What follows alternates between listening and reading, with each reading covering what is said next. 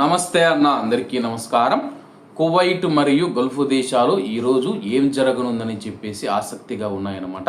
ఎందుకంటే అమెరికా అధ్యక్షుడు Donald Trump Pakistan ప్రధానమంత్రి మనం చూసుకుంటే కీలక ప్రకటన చేయడం జరిగింది. ఆదివారం శాంతి ఒప్పందం పీస్ డీల్ జరగనుందని చెప్పేసి ప్రకటించారు.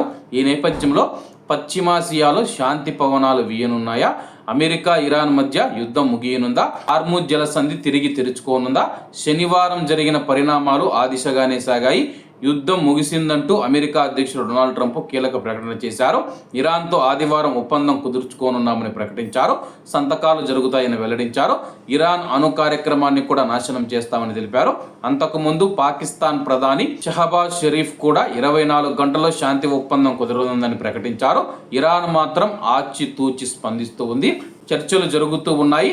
తుది నిర్ణయం అమెరికా వైఖరిని బట్టి ఉంటుందని చెప్పేసి ఇరాన్ పేర్కొంది. ఇరాన్ అణ్వాయుధ కార్యక్రమాన్ని నాశనం చేసే దిశగా ఒప్పందం ఉంటుందని చెప్పి ట్రంప్ పేర్కొన్నారు. మాజీ అధ్యక్షుడు బరాక్ ఒబామా గతంలో కుదుర్చుకున్న అణు ఒప్పందాన్ని తప్పుపట్టారు.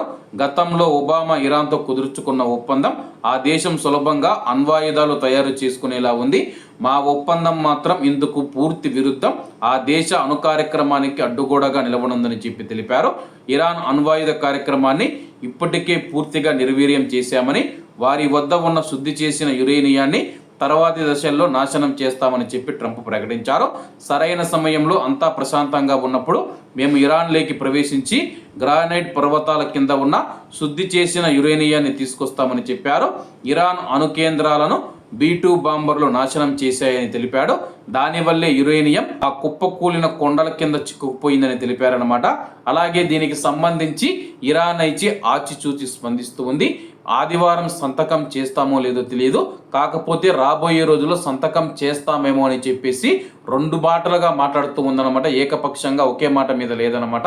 మరి ఈరోజు ఆదివారం ఏం జరగనుందో వేచి చూడాల్సి ఉంది. కాబట్టి అందరూ బాగుండాలి, అందులో మనం ఉండాలి. అందరికీ నమస్తే అన్న, జై హింద్.